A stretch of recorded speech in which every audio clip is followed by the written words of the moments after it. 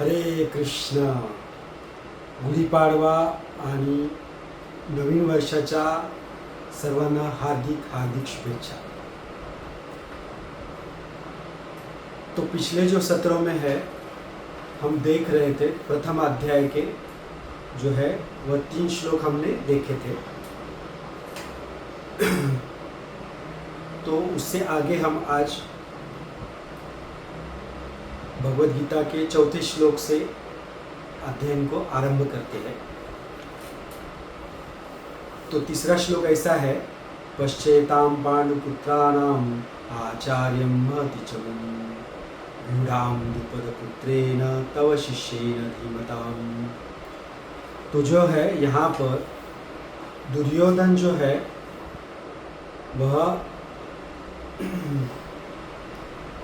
जो द्रुपद का पुत्र है धृष्टद्युम्न, उस द्रुपद पुत्र की बुद्धिमत्ता के बारे में जो है द्रोणाचार्य जी को बता रहा है कि जिस सटीकता से युद्ध की व्यूहरचना की हुई है, उस व्यूहरचना के बारे में और उस द्रुपद पुत्र धृष्टद्युम्न की बुद्धिमत्ता के बारे में यहाँ पर दुर्योधन बता रहा है.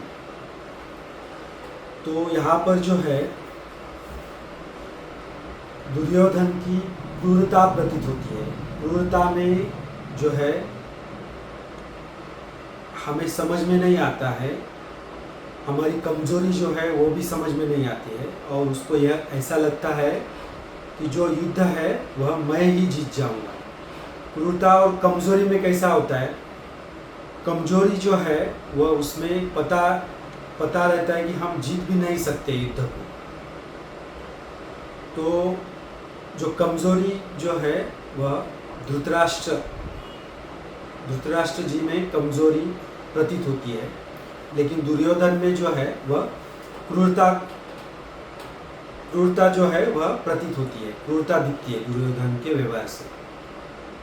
तो दुर्योधन जो है 4थे श्लोक से जो है इस अध्याय में जो कुरुक्षेत्र के जो योद्धा है, वीर योद्धा है, जो कौरवों के पक्ष में है और जो पांडवों के पक्ष में भी जो है उन योद्धाओं का वर्णन किया गया हुआ है.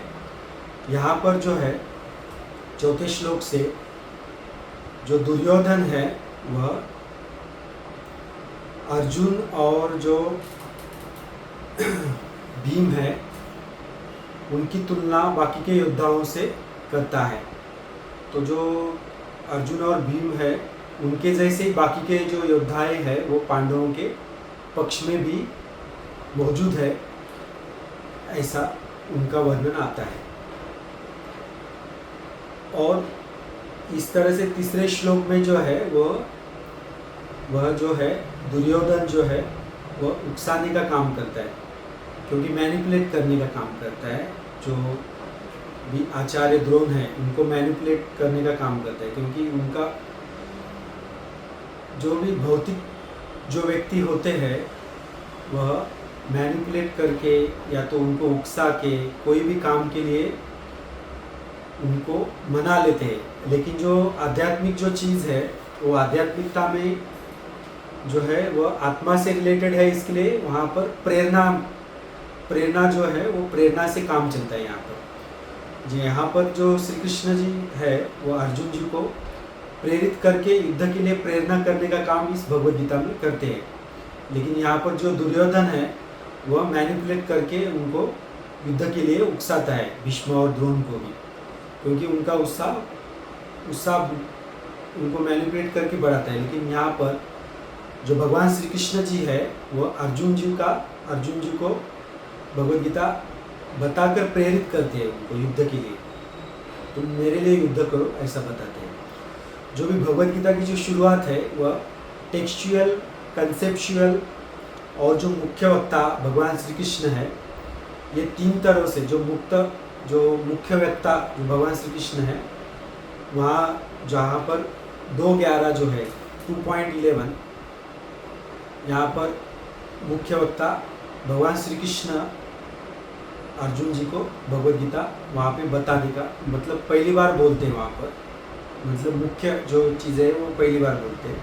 हालांकि पहले भी थोड़ा बात होती है भगवान की अर्जुन जी से, लेकिन प्रमुख जो है वो 2.11 से भगवान बात करना आरंभ कर देते हैं। प्रमुख जो चीज़ें होती है, तो भगवद गीता की शुरुआत ऐसे 3 तरह से होती है। पहला एक टेक्सुअल शुरुआत प्रथम अध्याय के पहले श्लोक से होती है, और दूसरी जो शुरुआत है 2.7, जब भी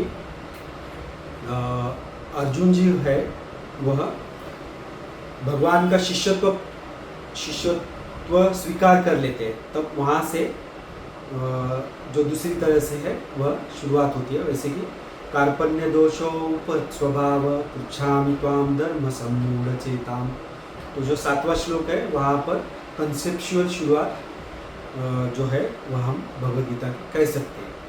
तो यहाँ पर पहले अध्याय में जो है वह जो योद्धा है उनका वर्णन जो है वह दुर्योधन करता है, लेकिन अभी क्या हुआ, अभी वर्णन बहुत हो गया, तो ऐसा भीष्म बोलते हैं अभी जो मनोभाव है यहाँ पर दुर्योधन का, तो वो भी द्विधा मनस्थिति वाला है। तो उस द्विधा मनस्थिति वाले मनोभाव को जो है उसमें कुछ तो उत्साह भरने के लिए जो भीष्म जी है वह अपना शंख बजाते हैं। तो वह शंख की जो ध्वनि है वह सिंह की गर्जना के जैसी प्रतीत होती है, ध्वनि इतनी ऐसी ध्वनि होती है। तो उस द्वंद्व को कम करने के लिए जो है भीष्म जी यहाँ पर अपना शंख बजाते हैं, ऐसा दूसरे श्लोकों में बताया गया है। और जो यहाँ पर है, जो पहले श्लोक से लेकर के 11वें और 12वें श्लोक तक जो है वह सभी जो योद्धाएं हैं कुरुक्षेत्र की युद्धभूमि में, उन योद्धाओं का, जो कौरवों की तरफ से जो योद्धाएं हैं उनका वर्णन आता है, पांडवों की तरफ से जो योद्धाएं हैं उन योद्धाओं का वर्णन आता है। तो इनमें जो है दुर्योधन जो है बाकी के सारे योद्धाओं का वर्णन करता है, लेकिन भगवान श्री कृष्ण को वह भूल जाता है।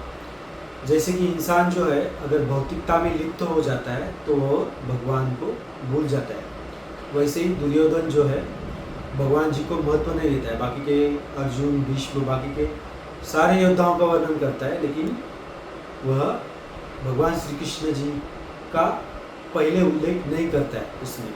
उसको लगता है कि अभी भगवान श्री कृष्ण जो है वह अर्जुन जी के सारथी के रूप में आए, सारथी के रूप में उनका आगमन हुआ है, और युद्ध तो नहीं लड़ेंगे तो फिर उनको इतना महत्व देने की क्या जरूरत है, ऐसा जो है दुर्योधन सोचता है।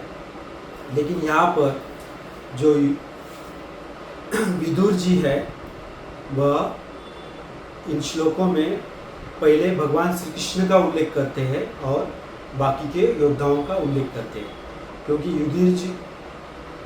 विदुर जी भी जो है वह भगवान के भक्ति है, लेकिन वह दूसरे अलग पक्ष में है, लेकिन वह भगवान से के भक्त होने के कारण वो भगवान की जो महत्ता है, उनका जो महत्व है वह सब विदुर जी जानते हैं।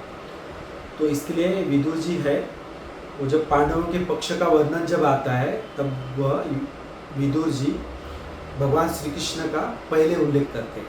वैसे ही हमारे जीवन में अगर हम भगवान को केंद्र बिंदु मानते हैं और भगवान के जो वचन है उनका हम सुनते हैं, तो हमारे भौतिक जीवन में विजय निश्चित ही है, ऐसा हम इस पर प्रथम अध्याय के माध्यम से समझ सकते हैं।